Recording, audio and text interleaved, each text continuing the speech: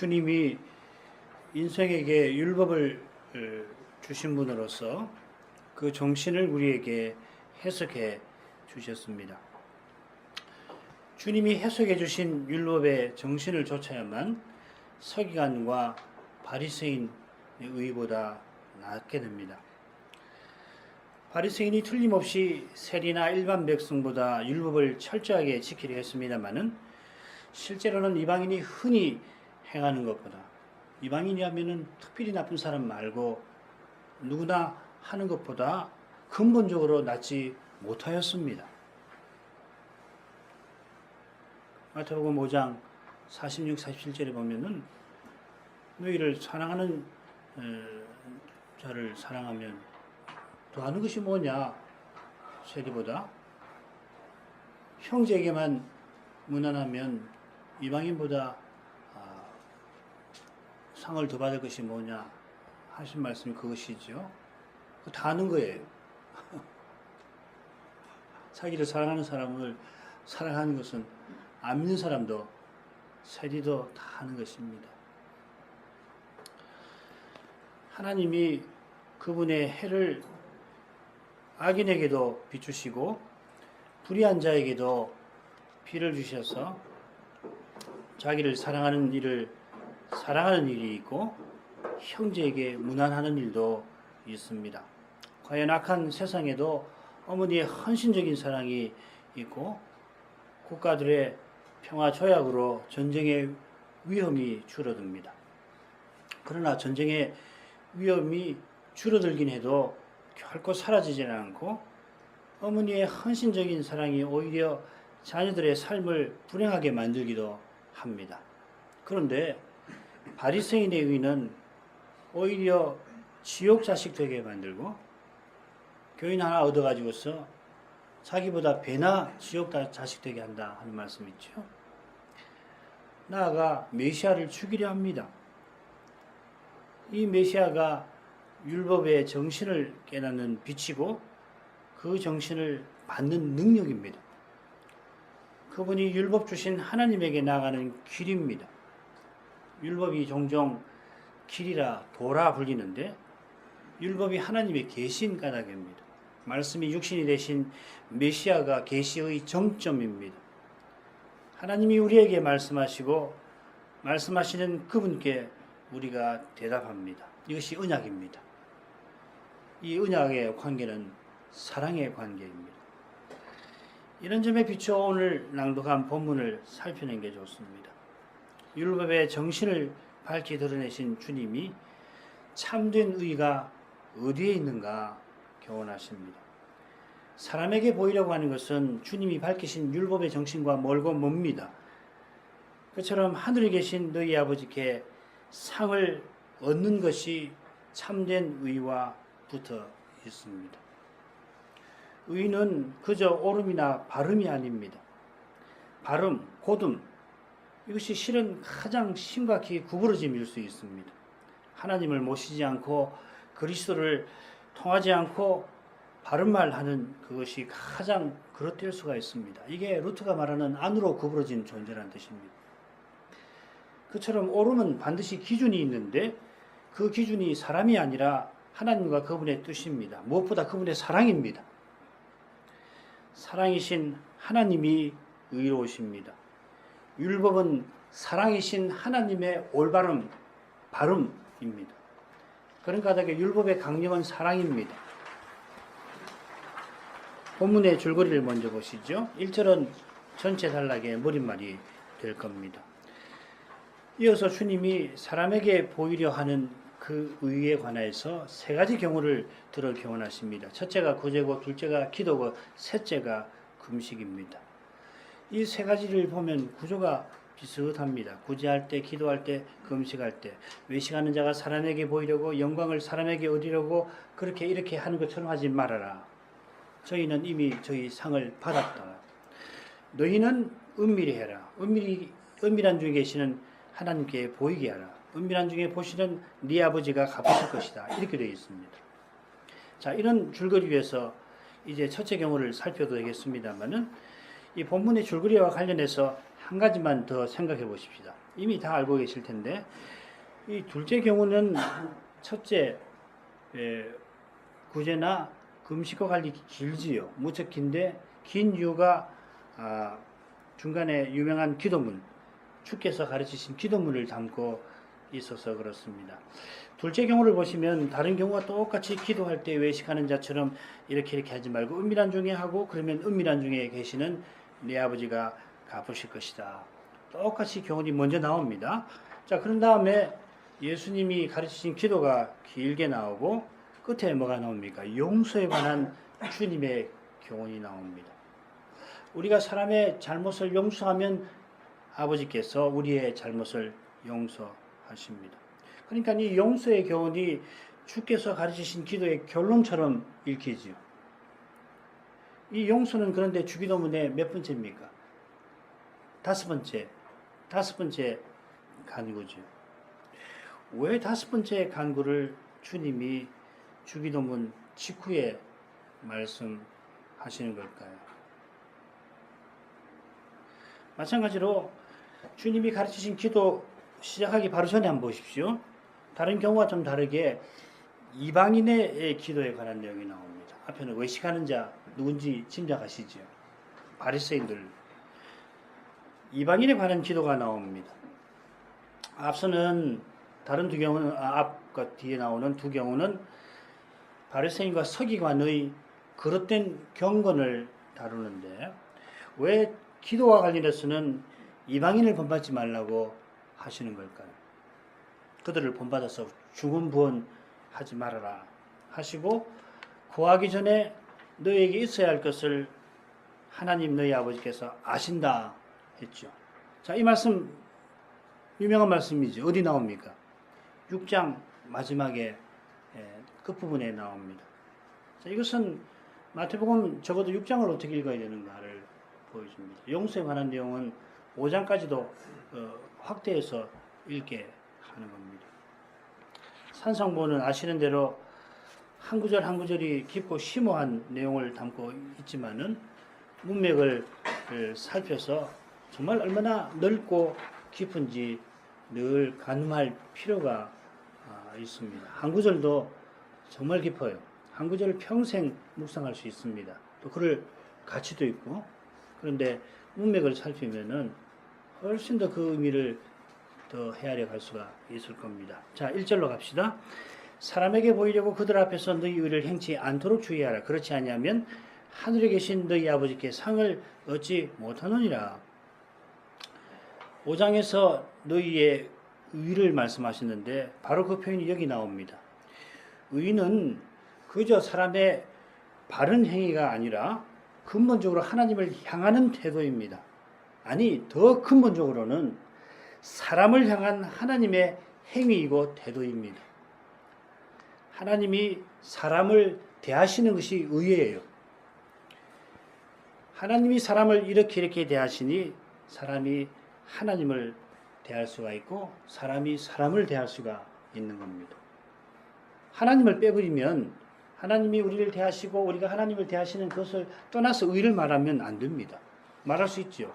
그런데 하나님이 우리 대하시는 거 전혀 다른 의가 되어 버립니다. 무섭지요. 그러니까. 먼저 사람을 찾아오시니 사람이 하나님을 가까이 합니다. 하나님을 가까이 해야 우리가 서로 가까이 할 수 있습니다. 자, 이것이 성경이 말하는 의입니다. 이게 우리 청소년들이 귀에 못이 박히도록 들은 언약입니다. 본래의 의는 사랑에 감사하여 있었습니다. 낙원으로 돌아가 보십시다. 선악을 알게 한 나무의 실과를 먹지 말라. 이 금지 명령이죠. 이 금지 명령을 둘러싸고 어떤 내용인지 한번 살펴보십시오. 아담들어 동산 각종 나무의 실과를 마음대로 먹으라 하셨습니다. 하나님이 만나 주십니다. 하나님의 뜻을 함께 깨닫고 그 뜻을 이룰 아내를 주셨습니다. 우리 안에 있는 죄가 하나님의 금지 명령의 거부감을 갖게 합니다만은 가령 음식 만드는 불을 만져서 해를 입지 말라고 아이들로 손대지 말아라 부모가 금지하는데 그건 아이를 향한 사랑에서 나온 겁니다. 선악과 금령은 타락한 부모의 사랑과 비할 수 없는 그런 사랑에서 나온 겁니다. 이 사랑을 깨닫기까지 의인은 항상 우리의 죄로 말미암아 어두운 모습, 두려운 모습을 가질 것입니다. 의로우신 하나님은 사랑이시고 사랑하시는 하나님이 심판하십니다. 이런 표현 들으셔도 여전히 우리 안에 사랑과 의 사이에 괴리감을 불러일으킬 거예요. 이런 표현, 장차 심판대에서 우리를 구원하시는 그분의 얼굴을 우리가 볼 때까지는 우리는 의와 사랑 사이에서 주저할 것입니다. 방황할 것입니다. 우리가 의지하는 주님만이 해답이 되십니다. 그분의 십자가에서 우리는 거듭 해답을 발견해야 하고 할 것입니다. 바꿔 말씀드리면은 거듭 십자가 지신 주님에게 나아가야 해답이 보입니다. 사람끼리는 문제를 더할 뿐입니다. 우리 모두가 문제 덩어리입니다. 가장 골치 아픈 문제가 뭡니까? 이런 우리가 자기의를 내세우는 것입니다. 사람이 하나님처럼 되려는 것. 그래서 실은 하나님보다 높아지려 하는 것입니다. 예수님이 너희 의를 행하는 것에 관하여 말씀하시면서 사람에게 보이려고 사람들 앞에서 행하지 말라고 주의 주십니다. 보이려고 하신 데서 드러나듯이 주님이 의를 행하시는 동기에 관하여 지금 다루십니다. 너무도 당연한 것입니다만은 동기가 잘못이면 행동이 아무리 율법을 따르는 것처럼 보이더라도 잘못이다 그런 뜻이겠죠. 동기가 바르면 행동이 율법에 거슬러도 괜찮다 옳다는 말씀 아닙니다. 연약한 사람이라 마음과 행동의 괴리가 반드시 생깁니다마는 참으로 사랑하는 사람은 말씀에 비추어서 자기의 행동과 말을 고치려 합니다. 자녀를 정말 위하는 말이라도 그 말이 자녀에게 상처를 준다면은 삼가 것입니다. 참된 사랑은 기꺼이 하나님에게나 사람에게 용서를 빌고 용서를 받고자 합니다. 죄 있는 현실에서 주님과 같아지기까지 용서가 경건의 핵심입니다. 관계의 기초입니다. 참된 관계는 죄인을 용서하시는 하나님 안에 있습니다. 달리 말씀드리면 사랑이신 하나님, 사랑 가운데 하나이신 삼위 하나님이 참된 관계의 출발이고 목표입니다. 목적입니다. 사람이 본래 하나님을 향하여 지원받았습니다. 바로 그 사실 때문에 타락한 이후에 우상을 섬깁니다. 사람은 본질적으로 종교적 존재입니다. 종교 이야기 하지 마라. 아무리 떠들어대고 학교에서 종교적인 이야기 하지 마라. 교사가 종교적인 자기 신념 말하지 마라. 공립학교인데 왜 그런 거 하냐. 아무리 이야기하더라도 종교를 떠난 거 아닙니다. 그건 다른 종교 이야기하는 겁니다. 합리주의, 과학 기술을 섬기는 그런 종교를 말하는 것이에요. 우리는 종교적 존재입니다. 하나님을 떠나는 것은 죄와 죽음입니다. 하나님 떠나서는 사실 아무것도 없습니다. 그게 철학에서 말하는 무예요. 더 엄밀하게 말하면 없는 것보다 못합니다. 하나님을 가까이 하면 우리가 서로 가까워집니다. 함께 하나님 앞에 문제를 가지고 가야 하나님 앞에 가서 우리가 문제임을 고백해야 그리스도가 참된 해답이 되어 주십니다. 함께 기도할 수 없다면은 함께 예배하고 말씀을 들을 수 없다면 거기서는 해답 나올 수 없습니다. 안 됩니다. 무슨 수로 됩니까? 현실을 겸손히 인정하고 용서받고 용서하는 거기서 소망의 빛이 비칩니다. 주님이 사람들 앞에서 사람들에게 보이려고 너희 의를 행치 말아라 하시고 반대로 하늘에 계신 너희 아버지께 상 얻는 일을 말씀하십니다. 마태복음 5장 46절에도 하나님이 상을 주시는 것을 주님이 말씀하셨습니다. 원수를 사랑하는 사람에게 상이 있는데 핍박하는 자를 위하여 기도하는 그 사실, 기도하려는 그 사랑의 마음이 벌써 상입니다. 여러분, 기도가 뭡니까? 하나님 이름을 부르는 것, 하나님께 나아가는 것, 하나님과 교제하는 것입니다.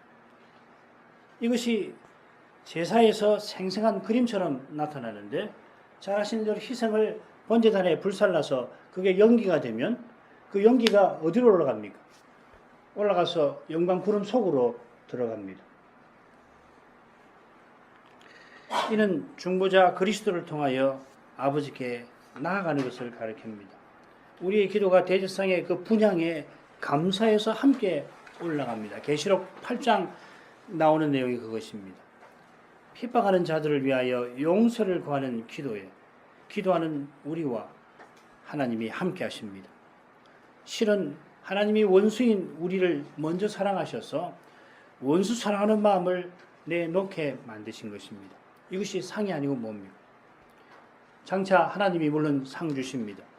마태복음 25장을 보면 영광의 주님이 천사들과 함께 오셔서 내 아버지께 복받을 자들이여 창세로부터 예비된 나라를 상속하라 우리에게 말씀하실 것입니다.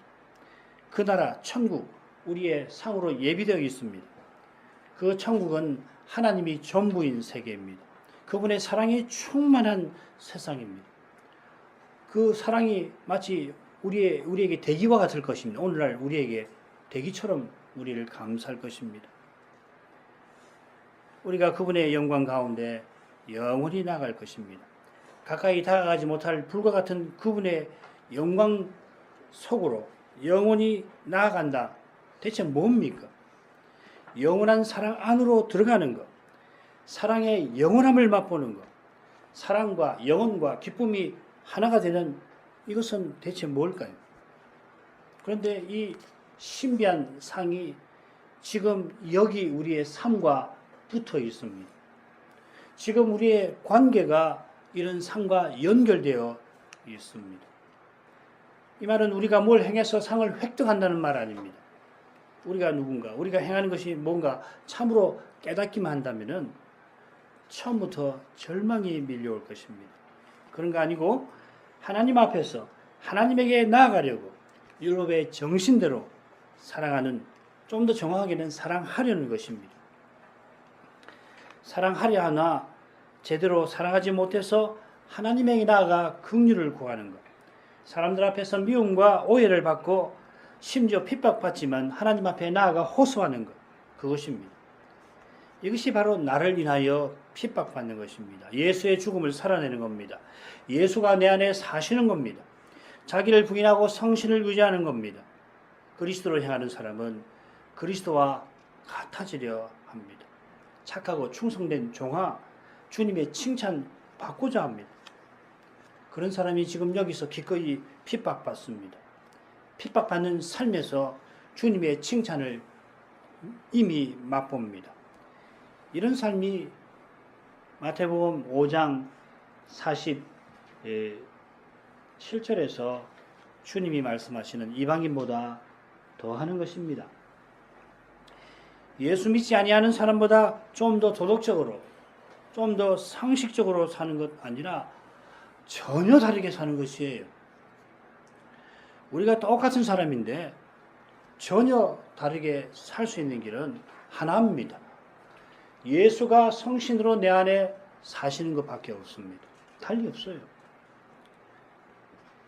내가 새 사람 되지 않고 어떻게 달리 삽니까?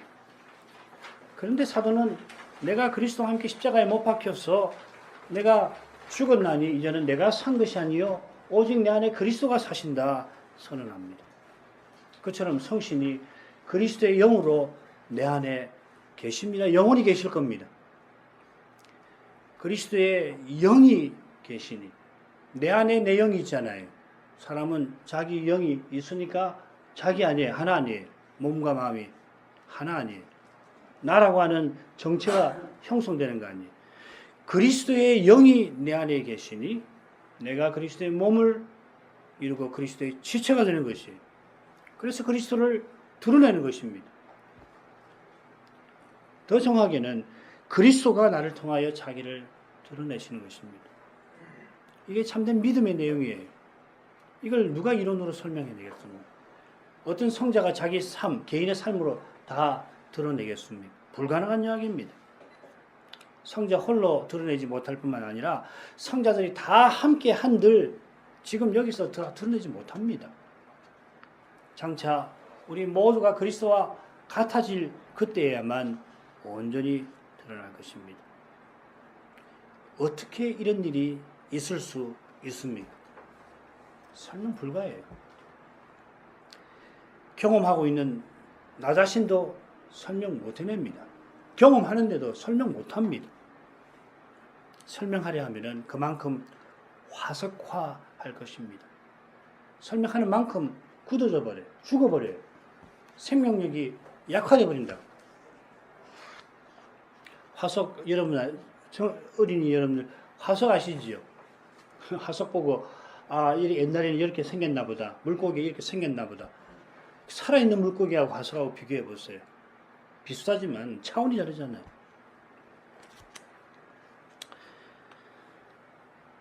설명하는 일이 연약한 인생에게 필요합니다만은 그러나 항상 믿음으로 성신을 의지해야 합니다. 의지할수록 깨닫는 겁니다. 확신이 일어나는 겁니다. 소망이 새로워지는 것입니다. 여전히 넘어질 겁니다. 낭망할 겁니다. 그런 일 없으면 더 이상하지요. 그러나 바로 그 넘어짐을 통해서 일어서고 낭망을 통해서 더욱 소망할 것입니다. 첫째 경우로 가겠습니다.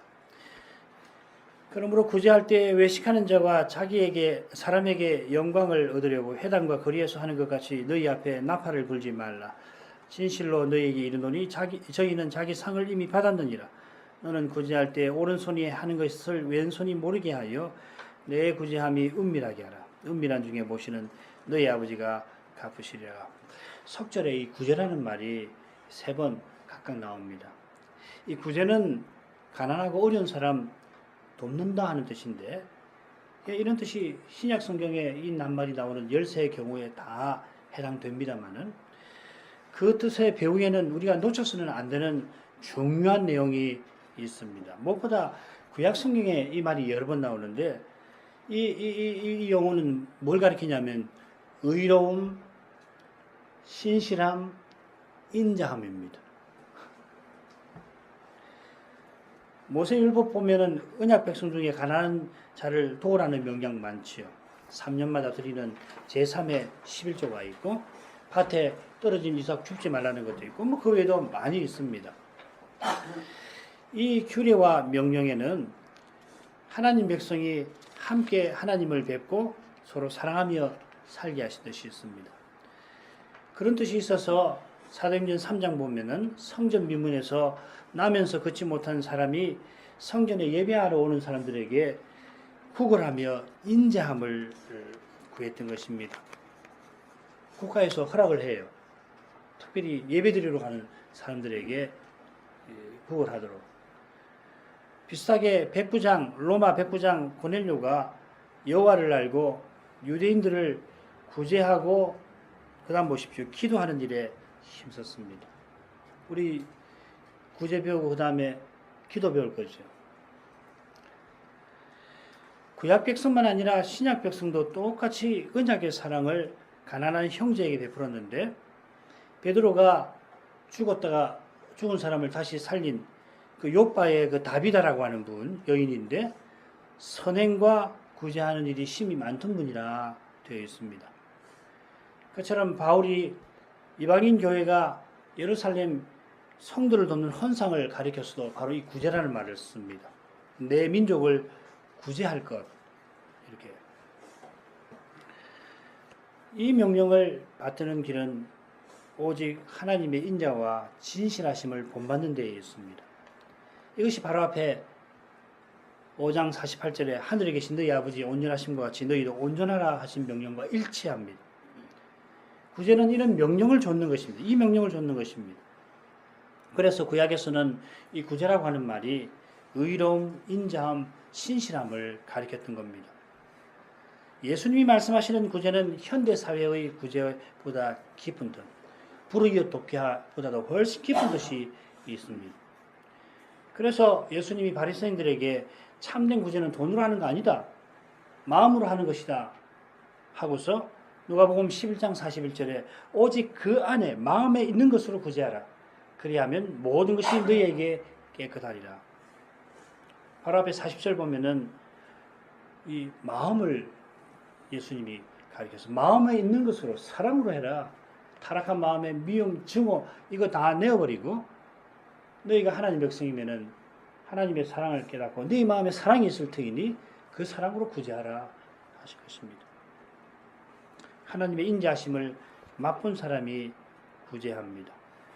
그런데 외식하는 자들이 고귀한 명령을 통해서 사람들에게 영광을 얻으려 합니다.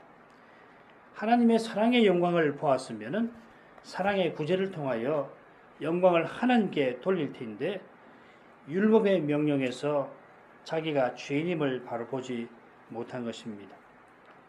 하나님의 사랑이 절실한 죄인을 향한 하나님의 사랑을 보지 못한 것입니다. 그래서 이렇게 하는 거예요. 하나님의 사랑을 맛보지 못했기 때문에 그 다른 것을 자꾸 채워야 되거든요. 자기 의로 채워야 하고. 그래서 그런 거라고. 불쌍한 사람들이 사실은. 보지 못하니 어두움에 갇혀 있습니다. 그 증거가 외식입니다. 율법을 말하면서 실은 사람의 교훈을 주장합니다. 누구보다 하나님을 잘 섬긴다고 생각하지만 실은 사람에게 섬김 받으려고 합니다. 가장 심각한 것은 자기가 이 괴리를, 이 모순을 모르는 사실에 있습니다. 이게 하나님 섬기는 예라 하면서 교회를 핍박했던 청년 바울처럼 하나님을 위한다는 확신 가운데서 실은 자기를 위하는 것입니다. 이게 가장 지독한 어둠입니다. 누구보다 율법을 중시합니다. 누구보다 제사 잘 드립니다. 박하, 회양, 근체 정말 자잘한 것까지 11조 드립니다. 구약에서는 1년에 한 번만 대속죄일에만 금식하라고 그랬는데 한 주일에 2번씩 금식합니다. 이렇게 철저하게 살게 해주셔서 감사합니다. 저 세리와 다른 것을 감사합니다. 그러나 하나님을 향한 참된 감사가 아니라 자기 자랑입니다. 인간의 지독한 열심을 내놓습니다. 율법보다 자기 이념을 쫓습니다. 그러나 모릅니다. 사람들에게 자기가 칭송받는 것 당연합니다. 서로 영광을 취하는 겁니다. 그러나 미문에 앉아 구걸하던 사람이 걷게 되었을 때 그 장면을 보고 놀라는 백성들에게 사도가 하나님이 예수를 영화롭게 하셨다 전하니까 서기관들은 대지상 사도견들과 함께 이 사도들을 미워하였습니다. 그저 사도를 미워한 게 아니라 하나님의 영광이 드러나는 것이 싫은 것입니다. 여기에 우리의 죄가 있습니다. 사람의 죄는 실로 깊고 심각합니다. 스스로는 죄 못 깨닫습니다. 깨달은들 스스로 이기지 못할 만큼 죄는 심각합니다. 주님이 너희 앞에 나팔을 불지 말라 하셨는데 이런 배경이 있어요. 어떤 사람이 사람들에게 구제하겠습니다. 회당에 뜻을 알리면 회당 직원이 가난한 사람들이 있는 거리로 가서 그것을 전하는 일을 가리킬 겁니다. 그럴 때 아마도 나팔을 불어서 이 서기관들이나 이 바리새인들이 조그만 나팔을 갖고 있는데 그걸 불어서 우리가 불면은 어디로 오시오 했겠죠. 이런 일 자체가 꼭 잘못이라고 할 건 없습니다. 은밀하게 자기를 드러내는 일이 얼마든지 있듯이 공개적인 방법이 구제의 정신을 잘 살릴 수 있을 것입니다. 특히 한국 사회에서는 그럴 수 있죠. 공개적으로 집행을 하는 게 낫지 그 은밀하게 한다고 해서 실은 훨씬 더 왜곡되게 집행할 수가 있는 거거든요. 중요한 것은 심정입니다. 믿음입니다.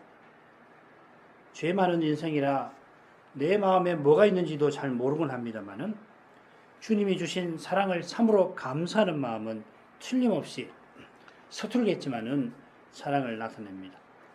서툰 몸짓에 사랑의 순수함이 느껴집니다. 어버이날 카드에 쓰인 아이의 서툰 글씨에 순수한 감사의 심정이 빛나지 않습니까? 우리의 섬김 그 자체가 주님의 사랑에 비길 수가 있을까요? 그 사랑이 있어 우리의 참된 섬김이 있고 부족한 섬김이 그 참된 사랑을 미미하게나마 전합니다. 주님은 저희는 자기 상을 이미 받았다 하십니다. 이 말은 틀림없이 하나님이 주시는 상 못 받는다 하는 뜻일 겁니다. 보통 상 아니라 하늘의 아버지께서 주시는 상을 못 받는다 하는 것입니다. 하나님이 주시는 상은 못 받고 자기 바라는 상은 이미 받았습니다. 자기가 바라는 것을 받았지만은 받은 것은 참으로 바랄 만한 게 아닙니다. 바라서는 안 되는 겁니다. 상인 줄 알았지만 실은 벌입니다. 사람의 칭찬에 마음이 우쭐한 것, 거기 도취하는 것은 영광스러운 것이 아니라 불쌍한 것입니다. 인생이 하나님의 영광에 감사해서 찬송하는 것이 복입니다. 압도하는 영광에 휘감겨서 찬송을 바라는 것.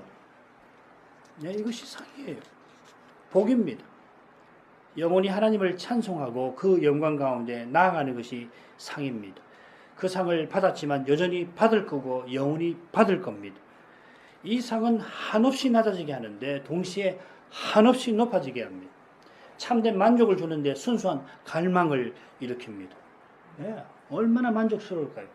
그런데 갈망이 순수하게 일어납니다. 이 상은 오직 하나님 그분이십니다. 하나님을 즐거워하는 것입니다. 하나님을 바라는 사람, 하나님을 즐거워하는 사람은 오른손이 하는 거 왼손이 모르게 하라 하는 이 주님의 말씀을 기꺼이 받듭니다. 사람 드러내는 것이 얼마나 허망하는지를 알기 때문입니다. 자기 높이는 것이 얼마나 두려운지를 이미 맛본 까닭입니다. 오른손 하는 것 왼손이 모르게 하는 길은 오직 하나입니다. 자기 없어지는 겁니다. 자기가 사라져 버리는 겁니다. 내 안에 그리스도만 사시는 겁니다. 그처럼 내게 있는 모든 것이 받은 것임을 깨닫는 것입니다. 모든 것을 받았을 뿐만 아니라 이 헤아리는 마음, 이 사랑의 마음, 힘도 여전히 내 것이 아니라 고백하는 겁니다. 그러면 그리스도처럼 너를 위하여 있고자 할 것입니다. 오른손이 하는 일을 왼손이 모르게 하라는 것은 내 구제함이 은밀하게 하라 하신 것인데, 은밀하게 하라 하신 것은 은밀한 중에 보시는 하나님과 붙어 있죠. 기도에 관한 부분에서는 은밀한 중에 계신 하나님이라는 표현도 나옵니다. 이런 표현들은 구제, 기도, 금식이 근본적으로 하나님을 향한 것임을 잘 보여주는 것입니다. 은밀함은 그저 사람이 보지 않게 함이 아닐 겁니다. 골방에 들어가서 아무도 보지 않게 기도하는 것만 바른 기도가 아니라는 것은 예수님이 제자들 앞에 기도하신 것, 그것만 봐도 알고 우리가 지금도 다 보는 데서 기도하잖아요. 제가요. 은밀함은 하나님이 계시는 자리를 가리킵니다. 하나님이 보시는 앞입니다. 하나님 앞에서 구제하는 것, 하나님을 모신 태도로 구제하는 것입니다. 하나님이 참된 구제를 갚으실 겁니다. 갚으실 때는 영광 중에, 지금은 은밀한 중에 보시면 장차는 자기를 완전히 드러내시는 가운데서 갚으실 것입니다. 지금은 하나님이 은밀한 중에 계셔서 보십니다마는 장차는 영광 중에 오셔서 그 의로운 판단을 다 나타내시고 은밀한 구제, 하나님 앞에 행한 구제를 갚아 주실 것입니다. 그날에 우리가 행한 모든 게 다 드러날 겁니다. 지금 다 보시는 하나님이 친히 다 드러내실 겁니다. 그때. 지금 우리가 우리 안에서 스스로도 알아차리지 못하는 것, 그것도 다 드러날 겁니다. 마음을 갈라서라도 내 보이고 싶다 하면서 실은 몰래 감추는 것도, 혹은 자기가 감추는지도 모르게 숨어 있는 것도 다 드러날 것입니다. 예, 부끄러울 겁니다. 그러나 바로 그 순간 미처 헤아리지 못한 수많은 은혜가 다 드러날 것입니다. 그 은혜로 하나님께 상 받게 될 것입니다. 하나님의 귀한 사랑을 우리가 맛보고 찬송할 것입니다. 기도하겠습니다. 거룩하신 하나님, 인생이 가까이 하지 못할 빛 가운데 계시면서 인생에게 하나님을 알리셔서 인생이 하나님 가까이 하게 하셨습니다. 장차 하나님이 그 영광을 완전히 드러내시는 그날까지 인생은 오직 말씀을 통해서만 하나님을 섬깁니다. 말씀이 육신이 되신 그리스도를 통해서만 하나님을 본받습니다. 하나님의 사랑을 맛본 사람이 참된 사랑을 드러냅니다. 모든 일을 하나님 앞에 행하려 합니다. 하나님 모시고 사람을 대하려 합니다. 오직 그리스도를 통해서만 사람을 섬기려 합니다. 그처럼 인생이 스스로는 사람에게 보이려고, 사람에게 영광을 얻으려고 자기 의로움을 드러낼 뿐입니다. 하나님을 영화롭게 하라고 지원받아 하나님을 향하여 살아가고 모든 선한 것을 받았으면서도 하나님 없이 살고 하나님 대신 피조물을 섬길 뿐입니다. 주님이 오셔서 우리의 죄를 드러내십니다. 우리를 구원하시려고 우리 죄를 담당하셨습니다. 우리가 주님 안에서 참된 의를 행하도록 사랑을 품고 살도록 주님이 다시 살아나셨습니다. 죄 많은 세상에서 주님을 드러내는 이 삶이 얼마나 힘든지 주님이 잘 아십니다. 주님이 우리를 얼마나 사랑하시는지 저희가 헤아리지 못합니다. 그처럼 장차 저희에게 주시마 약속하신 그 상도 우리의 생각을 넘었습니다.